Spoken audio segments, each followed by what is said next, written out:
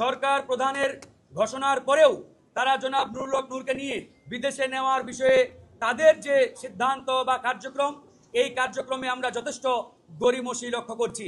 সরকার যদি সেই অপরাধীদের বিরুদ্ধে দৃশ্যমান কোনো অ্যাকশন না নেয়, তাহলে 48 ঘন্টার পরে আমরা আবারও রাজপথে কঠোর কর্মসূচির দিকে আমরা ধাবিত হব। নুরুল হক নূরকে যদি বিদেশে নিতেই হয়, তাহলে তাকে আমরা দলীয় এবং পারিবারিকভাবে বিদেশে নিয়ে ট্রিটমেন্ট করাবো। রাতের বেলা তড়িঘড়ি করে বেশ কয়েকটি রিপোর্ট করা হয়েছে।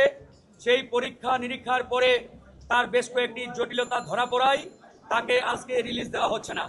বিধায় আরও বেশ কয়েকদিন জনাব নুরুল হক নূরকে হাসপাতালে থাকতে হচ্ছে।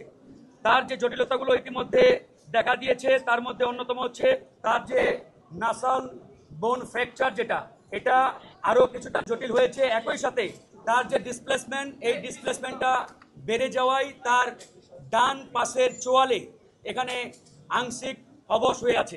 এই কারণে তিনি এখন পর্যন্ত সলিড কোনো খাবার খেতে পারছেন না। লিভারে বারবার আঘাত প্রাপ্ত হওয়ার কারণে লিভারেও তার কিছু জটিলতা দেখা দিয়েছে। তো সামগ্রিক কারণে ডাক্তার মনে করছে যে তাকে আরও বেশ কয়েকদিন হাসপাতালে রাখতে হবে। যে অন্তর্বর্তীকালীন সরকার প্রধান ডক্টর মোহাম্মদ ইউনূস জনাব নুরুল হক নূরকে বিদেশে নেওয়ার একটি কমিটমেন্ট তিনি করেছিলেন এবং জাতির সামনে তিনি প্রকাশ্যে ঘোষণা দিয়েছিলেন যে অতি দ্রুত জনাব নুরুল হক নূরকে যাতে বিদেশে নিয়ে ট্রিটমেন্ট দেওয়া হয়।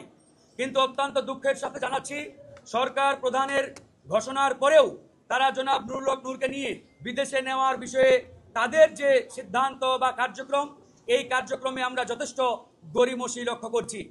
তারা শুরুতে জনাব নুরুল হক নূরকে সিঙ্গাপুরে নেওয়ার কথা বললেও তারা হঠাৎ করে এখন সিঙ্গাপুরের পরিবর্তে অন্যান্য দেশে নেওয়ার নানান কথা বলছে। তার মানে তারা এক এক সময় এক এক কথা বলে। আমরা মনে করছি যে সরকারের যে সদিচ্ছা, এই সদিচ্ছায় যথেষ্ট ঘাটতি রয়েছে।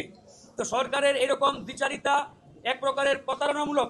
নুরুল হক নূরকে যদি বিদেশে নিতেই হয়, তাহলে তাকে আমরা দলীয় এবং পারিবারিকভাবে বিদেশে নিয়ে ট্রিটমেন্ট করাবো। কিন্তু সরকারের অনুকম্পা কিংবা সরকারের ওই দয়া দক্ষিণা নিয়ে জনাব নুরুল হক নূরকে আমরা বিদেশে নিয়ে চিকিৎসা করাবো না। আজকে এই সংবাদ সম্মেলনের মাধ্যমে সরকারের সেই ঘোষণাকে আমরা ঘৃণা ভরে প্রত্যাখ্যান করলাম। ইতিমধ্যে সরকার একটি তদন্ত কমিশন গঠন করেছে।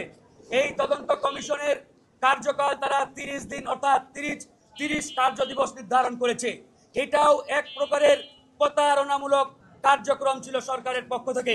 আমরা আজকের এই সংবাদ সম্মেলন থেকে স্পষ্টভাবে ঘোষণা দিচ্ছি, আগামী 48 ঘন্টার মধ্যে সরকার যদি সেই অপরাধীদের বিরুদ্ধে দৃশ্যমান কোনো অ্যাকশন না নেয়, তাহলে 48 ঘন্টার পরে আমরা আবারও রাজপথে কঠোর কর্মসূচির দিকে আমরা ধাবিত হব।